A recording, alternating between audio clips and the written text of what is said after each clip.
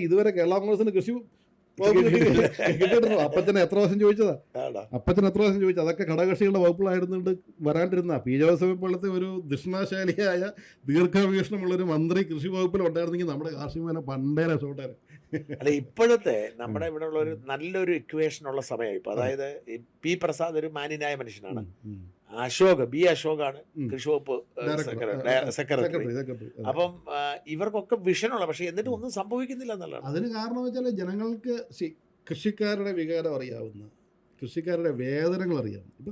ഇപ്പം ഇദ്ദേഹം എനിക്കറിയാം, എനിക്കിവിടെയും കൃഷിയുണ്ട്, കൃഷിയുണ്ട്. ഹൈ റേഞ്ചിൽ ഒരു കർഷകന്റെ വെല്ലുവിളി എന്ന് പറയുന്നത്, അവനൊരു ചെടി കുഴിച്ചു വെച്ചാൽ അവൻ്റെ ഫസ്റ്റ് വെല്ലുവിളി പ്രകൃതിയുമായിട്ടാണ്. അത് കഴിഞ്ഞ് വന്യമൃഗങ്ങളുമായിട്ടാണ്, പിന്നെ ഈ പറയുന്ന വെതറുമായിട്ടാണ്, ഈ മഴ വെയിൽ മറ്റേതുമായിട്ട്, പിന്നെ ഫോറസ്റ്റ് ഡിപ്പാർട്ട്മെന്റുമായിട്ട്. എങ്ങനെയാണ് അവനെ അവിടുന്ന് ചാടിച്ചു കൊണ്ട് നോക്കിയിരിക്കുക ഫോറസ്റ്റ് ഡിപ്പാർട്ട്മെന്റ്. ഈ എല്ലാ വെല്ലുവിളികളും തരണം ചെയ്തിട്ട് ഒരു പ്രോഡക്റ്റ് ഉണ്ടാക്കി നമ്മൾ ഓരോ ഉരുള ചോറും വായി വയ്ക്കുമ്പോൾ നമ്മൾ മനസ്സിലാക്കേണ്ടത്, ഈ ഇരിക്കുന്ന സെക്രട്ടറി സഹിതമുള്ള ആളുകൾ പിള്ളേരെ പറഞ്ഞ് പഠിപ്പിച്ചേക്കുന്നത് ഈ നാട്ടിൽ അരി ഉണ്ടാകുന്നതും പച്ചക്കറി ഉണ്ടാകുന്നതും സൂപ്പർ മാർക്കറ്റിൻ്റെ ഷെൽഫിൽ നിന്ന് അല്ല, ഈ ഓരോ അരിമണിയിലും ഒരു കർഷകൻ്റെ വേർപ്പും ചോരയുണ്ട്. അത് മനസ്സിലാക്കാത്തിടത്തോളം കാലം ഈ നമ്മുടെ കാർഷിക മേഖല രക്ഷപ്പെടില്ല.